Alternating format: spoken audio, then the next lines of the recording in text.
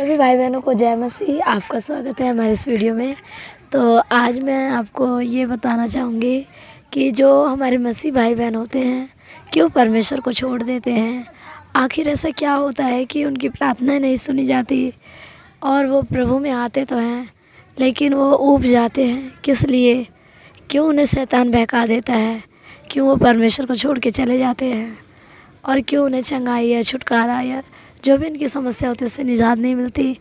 तो आज इन सब के बारे में पास्टर जी आपको बताएंगे कि ऐसा क्या कारण होता है, किन कमियों की वजह से हमारे जीवन में ये समस्या बनी रहती है और हम परमेश्वर को छोड़ के चले जाते हैं और परमेश्वर बने नहीं रहते उस छुटकारे तक, उस चंगाई तक, उस कामयाबी तक जो हमें परमेश्वर देना चाहता है। वो हर एक को देना चाहता है लेकिन हम क्यों एक्सेप्ट नहीं कर पाते, लेने वाले क्यों नहीं हो पाते हैं।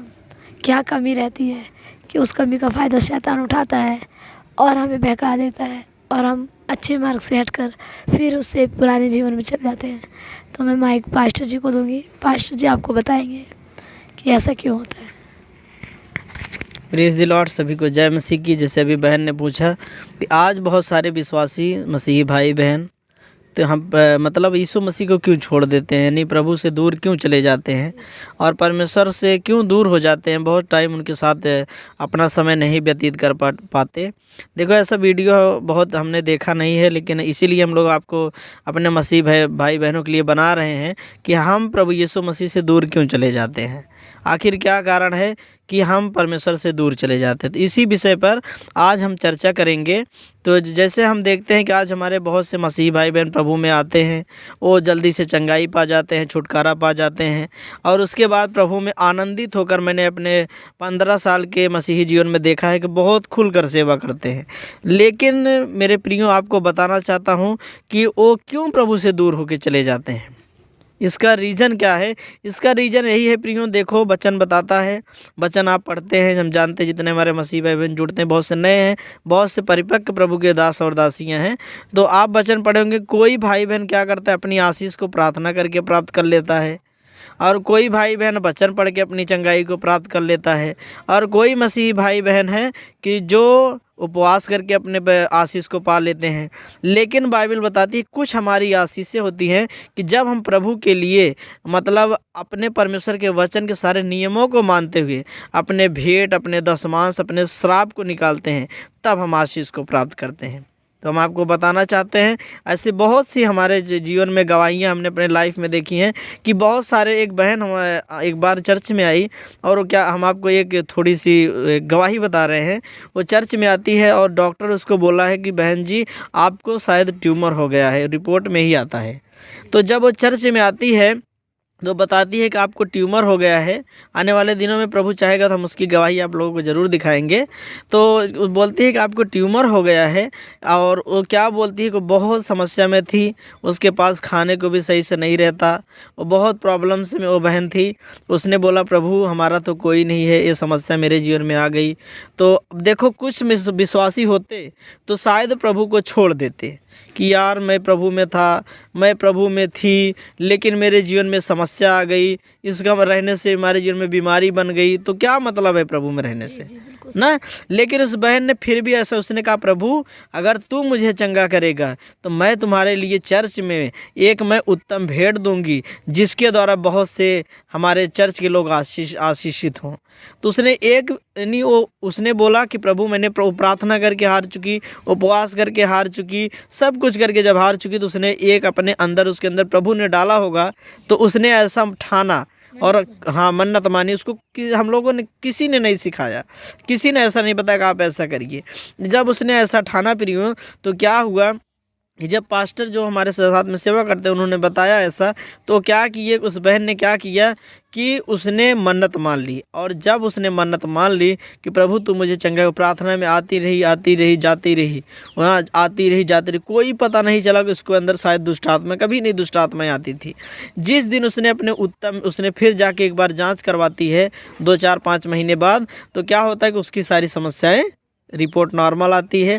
और वो बहन जो बीज जो मांग जो प्रभु के भवन के लिए मानती है, उसको जब लेकर आती है तो उस टाइम शैतान परेशान करना उसको शुरू कर देता है। और अंत में उस इतना परेशान करता है, प्रार्थना बहुत होती है, चला जाता है फिर आता है, चला जाता है फिर आता है। ऐसा जब हो रहा था तो एक बार फिर उसने 9 बजे रात को उसको चर्च में रखा गया। तो 9 बजे रात को शैतान बोल पड़ता है कि आप हमारी भेंट दे दो, इसने जो भेंट निकाला है आप उसको दे दीजिए तो हम चले जाएंगे। तो हम सब बोलते हैं कि ठीक है अपना भेंट ले लो, इसमें रखा है बैग में। तो बोलता है शैतान अब हम इसको नहीं ले सकते क्योंकि अभी इस पर यीशु का हाथ आ गया है। तो मैं आपको इस गवाही से ही आपको विश्वास दिलाना चाहता हूँ कि उस बहन की गवाही से, मैं उसकी गवाही आपको आने वाले दिनों में दिखाऊंगा आपको रियल गवाही। तो उसके सोचिए उसको देने से शैतान को तकलीफ़ हो गई। वो बोला मैं इसके अंदर बीमारी बनाया था, ये बनाया था, और जब से इसने मान लिया परमेश्वर ने इसको चंगा कर दिया। उसी दिन शैतान उसको छोड़ के चला गया और आज तक नहीं आया। मेरे प्रियो देखो, दुख सबके जीवन में आता है, परेशानी सबके जीवन में, हमारे जीवन में भी परेशानी आती है।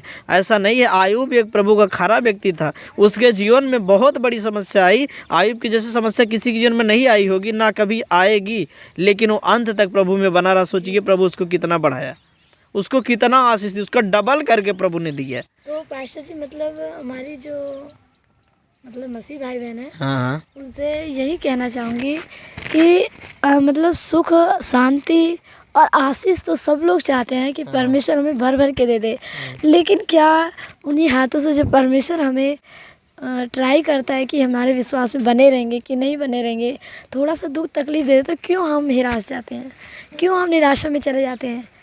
अगर हम अच्छी चीज़ें लेने के लिए हाथ फैलाते हैं तो कुछ हमें बुरी चीज़ें लेने के लिए भी हाथ फैलानी चाहिए। वो थोड़े पल के लिए आती हैं, और जो सुख शांति तो हमेशा के लिए। जैसे कि भजन संहिता अध्याय 30 का 5 बताता है कि जब परमेश्वर का जो क्रोध होता है वो थोड़े पल के लिए रहता है, लेकिन उसकी जो सुख शांति तो सदा जीवन के लिए रहती है। तो हमें उस शांति को अगर हमेशा पाना है तो थोड़ा दुख तकलीफ तो हमें लेना ही पड़ेगा। तो यही मैं कहना चाहती हूँ। क्यों पास्टर जी? हाँ, तो जैसे बहन ने बताया कि जैसे हमें दुख, समस्या, परेशानी झेलना पड़ता है, प्रभु में भी दुख परेशानी आती है। वचन बताता है कि इंसान जो है सुख दुख भोगी मनुष्य है ना, उसके जीवन में अगर दुख ना आए तो प्रभु में इतना देर तक बना भी नहीं रह सकता। प्रभु यीशु मसीह ने खुद कहा हाँ, कि जो मेरे पीछे होना चाहता है हाँ, वो अपना क्रूस हाँ, वो अपना दुख भी उठाकर, हाँ, तो दुख भी, हाँ, दुख उठा के हो सकता है। हम एक एग्जांपल देना चाहते हैं अपने मसीह भाई बहन को, लास्ट वीडियो लंबा नहीं करेंगे। जब यीशु मसीह अपने चेलों के साथ नाव में सवारी कर रहा था तो नीचे क्या किया, वो जाके सो गया। और जब वो नीचे सो गया तो सोया नहीं था, वैसे लेटा था, चेले सोचे सो रहे हैं। तो यीशु मसीह जब नाव बीच में डगमगाने लगी, तो जब डगमगाने लगी तो क्या हुआ, चेले सोचे कि नाव में पानी आने लगा, अब हम डूब के मर जाएंगे। क्योंकि देखो प्रभु यीशु मसीह, आप समझ सकते हैं, जिस नाव में यीशु मसीह सवार हो, क्या वो नाव कभी डूब सकती है? नहीं डूब सकती। लेकिन यीशु मसीह अपने चेलों के विश्वास को देख रहा था कि क्या ये लोग, देखता उनका विश्वास कितना बड़ा है। तो कई बार हमारी समस्याएं इसलिए भी हमारे जीवन में आती हैं कि परमेश्वर हमारे विश्वास को चेक करता है। तो हम ज़्यादा लंबा वीडियो नहीं करेंगे। बहुत सारी ऐसे प्रभु ने वचन दिए, आप सब पढ़े हैं। तो परमेश्वर इस वचन के द्वारा इतने ही मतलब अपनी महिमा के द्वारा जो हम लोग अभी बताए, जो प्रभु ने मन में डाला, बहन जी के मन हमारे मन में आपसे शेयर किया, तो परमेश्वर आप सबको आशीष दे। तो हमारे इस चैनल में बने रहिए। आपको बहुत सारी ऐसी गूढ़ बातों की, बाइबल की जानकारियाँ परमेश्वर जो हमें दिया है अपने 14-15 साल मसीह जीवन में आपके बीच में लाते रहेंगे। तो इस वीडियो को आप पूरा देखें और अपने आशीषों को प्राप्त करें। आइए हम आपके लिए 1 मिनट छोटी सी दुआ कर देते हैं, जितने लोग हमारे इस वीडियो को देखे हैं। धन्यवाद यीशु, सर्वशक्तिमान राजाओं के राजा यीशु, आपका धन्यवाद देते पिता परमेश्वर। आज हम प्रार्थना करते जितने मसीह भाई बहन इस वीडियो को देखे हैं पिता परमेश्वर, उन्हें 30 नहीं 60 नहीं 100 गुना आशीष देना पिता परमेश्वर। पवित्र आत्मा जिस वचन के द्वारा सीख कर जो आज बहुत सारे लोग प्रभु यीशु मसीह आपको छोड़ के चले जाते हैं, वो समझ सके कि यीशु मसीह हमारे विश्वास को भी चेक करने वाला परमेश्वर है। प्रभु यीशु तो दया कर पिता परमेश्वर, जितने लोग इस वीडियो को देखे उन्हें 30 नहीं 60 नहीं, उन्हें 100 गुना आशीष देना, बरकत देना प्रभु जी, और उन्हें अपनी महिमा के लिए इस्तेमाल करना यीशु के नाम में, आमीन। तो सभी को जय मसीह की। प्रभु आप सबको आशीष दे। अगले वीडियो में मिलेंगे।